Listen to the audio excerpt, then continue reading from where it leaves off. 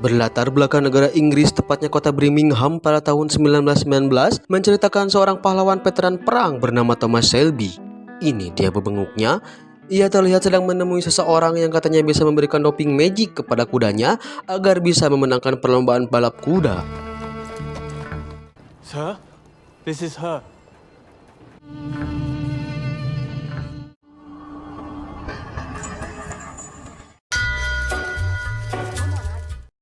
Setelah usai peperangan Inggris melawan Prancis pada saat itu, Thomas Shelby kembali ke kampung halamannya dan menekuni sebuah bisnis ilegal bersama keluarganya yang dikenal dengan keluarga Shelby. Keluarga yang disegani dan menjadi salah satu keluarga yang berpengaruh di kota itu. Di dalam kantornya, terlihat Tommy yang sedang dimarahi oleh kakaknya yang bernama Arthur Shelby. Gegara ketahuan melakukan hal curang dengan menggunakan doping magic kepada kuda yang ia ikut sertakan dalam balapan.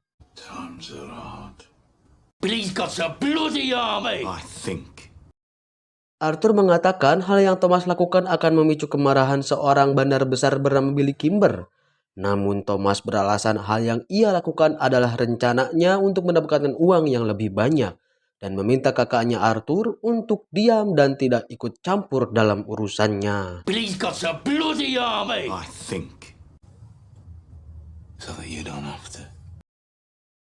I'm calling a family council tonight at 8 o'clock. Di sisi lain kita diperlihatkan seorang detektif bernama Kimber yang sedang melihat dokumen kriminal berisikan seorang komunis dan geng bernama Peaky Blinders.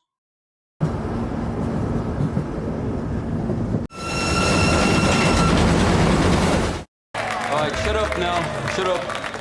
Kembali ke kota Birmingham, tepatnya di sebuah pabrik, terlihat seorang pria komunis bernama Freddy yang sedang berorasi dan menghasut pegawai di sana untuk melakukan mogok kerja. And all those who want to strike.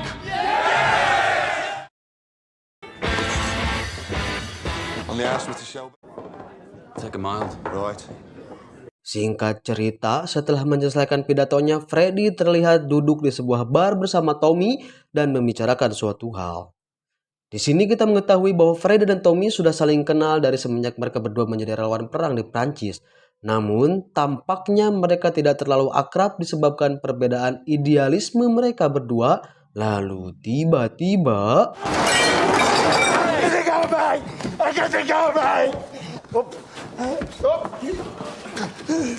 seorang pria bernama Denny masuk ke dalam bar sambil mengamuk seperti dikejar debt collector pinjol.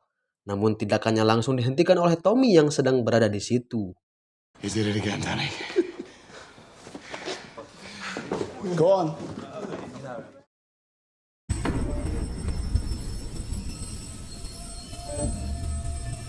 Scott Boat and Lovelock got back from Belfast last night. Malam harinya, keluarga Shelby mengadakan pertemuan keluarga.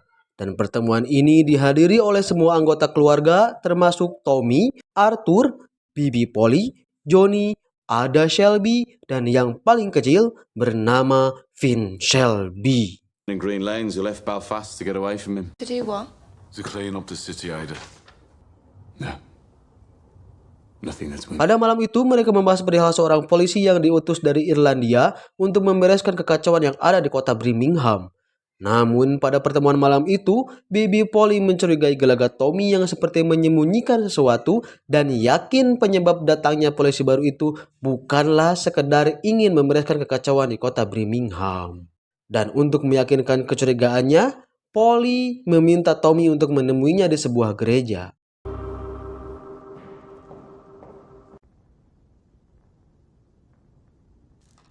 Always been able to tell when you're hiding something. Dan ternyata kecurigaan Polly benar. Alasan lain polisi Irlandia itu diutus ke kota Birmingham adalah untuk mengambil kembali ratusan senjata yang Tommy curi ketika senjata itu akan dikirim ke Libya.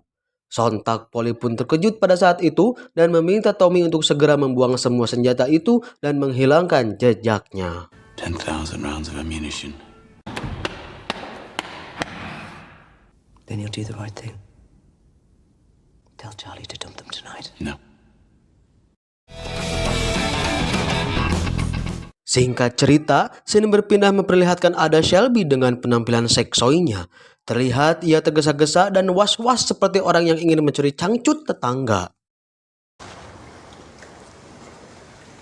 Oh, ternyata si Ada Shelby ini tergesa-gesa ingin menemui kekasihnya yang ternyata adalah si Freddy, orang komunis yang sedang menjadi target sasaran polisi Irlandia yang bernama Billy. How did the family meeting go? Di sana Ada terlihat mengajak Freddy untuk menonton pertunjukan Penny Crush bersamanya. Namun Freddy berkata, daripada menonton pertunjukan Penny Crush yang membosankan dan beresiko ketahuan oleh bawahan kakaknya, mendingan kita adu jigong di sini mumpung sepi. Give me a kiss, Princess Aida. Keesokan harinya pada pagi hari terlihat seorang wanita cantik yang sedang berjalan menghampiri sebuah bar. Wanita itu bernama Grace yang hendak melamar pekerjaan di bar itu karena melihat poster lowongan kerja di salah satu koran yang ia baca. Namun pemilik bar itu menolaknya dan berkata, "Jangan Neng, kamu terlalu cantik. Kamu gak tahu bekerja sebagai pelayan bar itu gimana, kecuali kalau kamu siap di ulti pelanggan bar." Namun si Grace ini kekeh ingin bekerja di barnya dan beralasan kalau dia sudah terbiasa menangani pelayan bar yang rese, lalu ia menunjukkan keahliannya sambil bernyanyi. The deepest ocean, my love. Well, I hope you know a lot of songs. Melihat kesungguhan wanita itu, akhirnya si pemilik bar pun menerima lamarannya. Scene berpindah ke dalam kantor polisi. Terlihat polisi yang ada di sana sedang santuy sambil ngopi. Lalu dari lorong tangga seorang polisi yang ternyata si detektif Chamber sudah tiba dan berpidato di depan mereka dan menyuruh mereka semua untuk bersiap melakukan penyergapan. Discarded. The man who you touch your cap to. Your masters. Across the country and across the world. Beggars and thieves left to run on the streets. God help those who stand in our way. Tidak lama dari itu terlihat Arthur Shelby yang sedang menonton layar tancap bersama dua bondoi seksoinya tiba-tiba disergap dan ditangkap oleh polisi suruhan si Chamber. Where you go? Like you later. Setelah dijadikan samsat tinju oleh polisi, Arthur pun diinterogasi dan ditanya perihal perampokan senjata yang dilakukan keluarga Shelby. Jelas, Arthur pun tidak mengetahui perihal perampokan itu karena yang melakukan perampokan bukanlah dia, melainkan adiknya Thomas Shelby. Understand us. We can help each other. See him. Have this.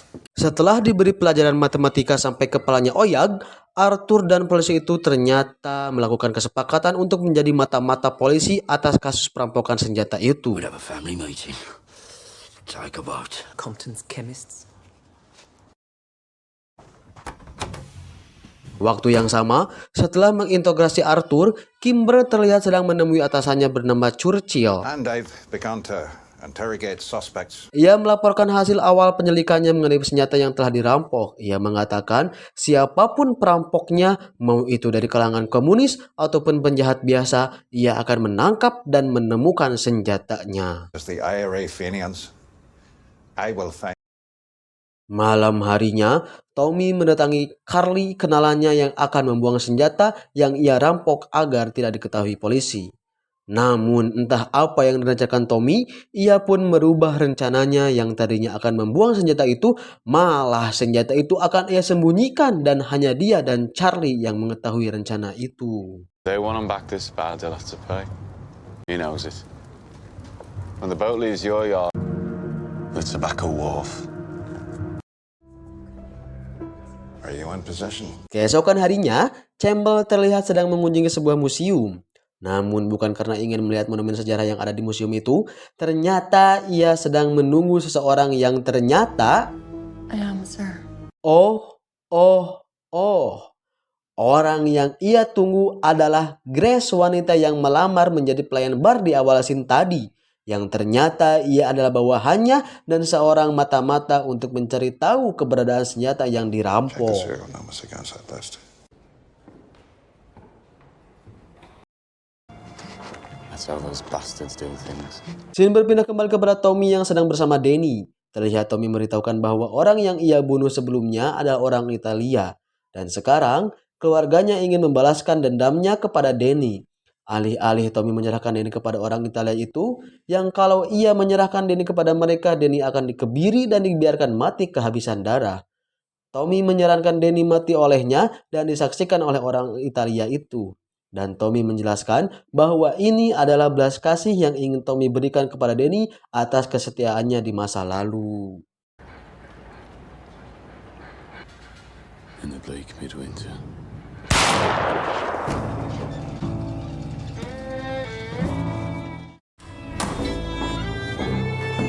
Singkat cerita, setelah Tommy menembak Danny, ia pun kembali ke kantornya. Tak lama setelah itu, Arthur datang sambil mengatakan bahwa kudanya memenangkan balapan. Lalu dengan tenangnya seolah-olah Thomas sudah mengetahuinya, ia mengatakan, benar, kudanya akan menang dan terus akan menang sampai seluruh penduduk Birmingham bertaruh kepada kuda itu. Dan kalau semua sudah bertaruh kepada kuda itu, kita akan membuat kalah kuda itu. Yeah, it won.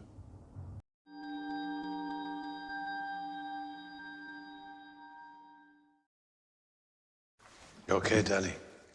I'm still in shock.